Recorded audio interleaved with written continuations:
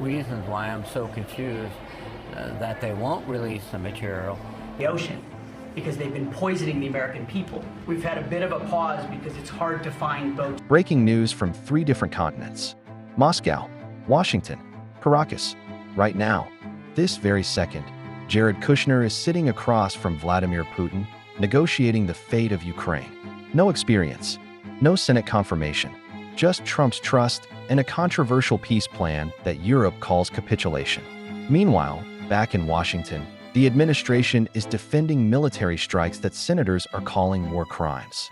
And in Venezuela, an invasion may be just hours away. 3 crises, 1 presidency, and a world watching to see if unconventional diplomacy is genius or disaster. Let's get into it. Lawmakers from both parties are pressing the Trump administration for answers over the legality of a follow-up strike on an alleged drug boat in the Caribbean. The question is, did the U.S. commit crimes? Who is responsible, if so? Joining me now from Capitol Hill is Senator Jack Reed, who is the top Democrat on the Senate Armed Services Committee. Thank you so much for being here, sir. It was really interesting to see over the weekend the statement that came into my inbox from you and the Republican chair of the committee, Senator Roger Wicker, together vowing to investigate these strikes. First, what are you hoping to get? Tapes, transcripts? Well, we've requested previously, both Roger and I, for a whole litany, beginning with the videotapes, going to the after-action reports, the exhorts. Many of them are required by law to be given to the committee, and they've avoided that law. They've ignored it. So we need information because we have to make a judgment of whether this operation is legal, not just the individual strikes, but the whole operation. And then, of course, the attention is now being focused on one of the strikes and the possibility of criminal activity. Senator Wicker, the chairman, said this morning to Manu Raju that he expects that the committee will get full access to everything that you just discussed. Do you share his optimism? Well, I hope so. Again, the chairman has taken a very thoughtful and, in many cases, courageous step to insist that we get this material. One of the reasons why I'm so confused that they won't release the material is that they have video of the entire operation of all these strikes. Then they could essentially and effectively dispute the allegations that have already been made. So I'm very suspicious that they've never shared that tape with us and that they are consciously trying to cover up what took place. Why do you think that is? Because I think there's serious issues of legality under United States law, under the Uniform Code of Military Justice, which governs military personnel, and under international law. And I think that is one of the factors that they're considering.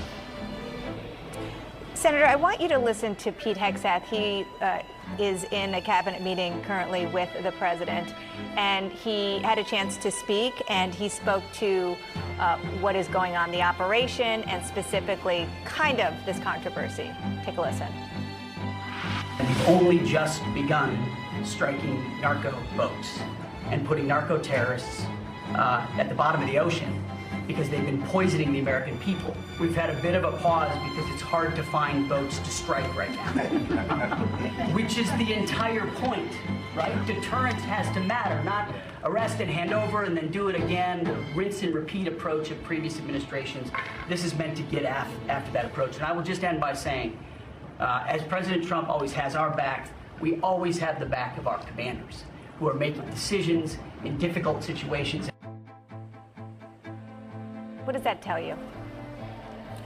Well, it tells me that he is still propagating the line that this is a critical and decisive and effective way to stop drugs coming in. And first of all, drug trafficking is a law enforcement issue.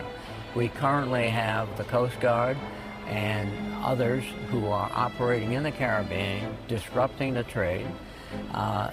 That could be enhanced And rather than spending millions of dollars doing that,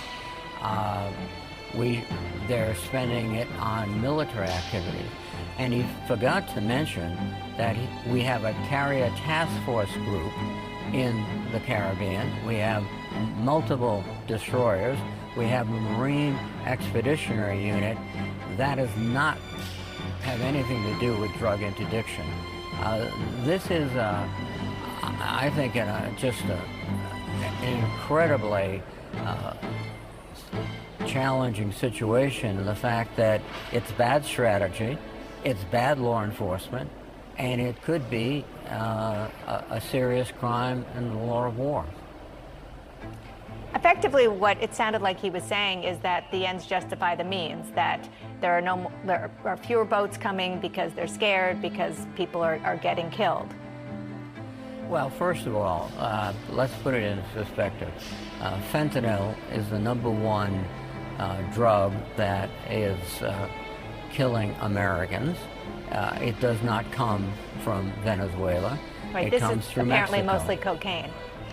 This is mostly cocaine. They are a transit point for cocaine shipments. A great many of those shipments go to Europe as well as the United States. And knocking off a speedboat with perhaps a ton of cocaine is not going to decisively disrupt the cocaine trade coming out of Venezuela. More intensive interdiction with increased Coast Guard participation would be a better approach. The other issue, I think, is that one of the factors that drives use in the United States is demand. And most narco traffickers are not in those boats. They pay people to do that, and usually people who are not significantly involved with narco trading. It's the way they make money. Mm-hmm. And rather than doing that, we should spend a lot more resources on law enforcement in the United States. They're actually cutting that back in terms of federal intervention, and also medical care and therapy that will get people off drugs and prevent them from dying because of drug addiction. Senator Jack Reed, thank you so much for being here. Please let us know, obviously, as soon as you get those tapes and that information, that you can share it with us, because a lot of people have the questions that you have. Thank you so much for your time, sir. Thank you. And there you have it.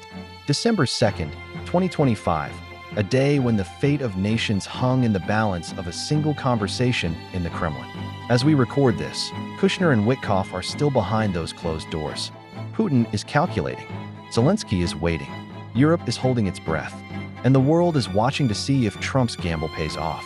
Will we look back on this day as the moment peace returned to Europe, or as the beginning of something far worse?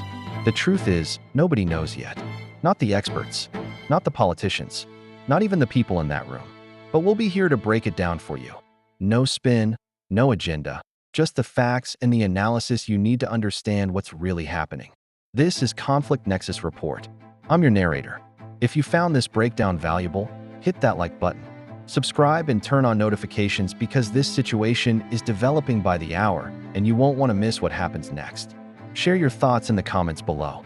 Are we witnessing brilliant negotiation or dangerous amateurism? The floor is yours. Until next time, stay informed, stay critical. In a world of headlines, we bring you the whole story.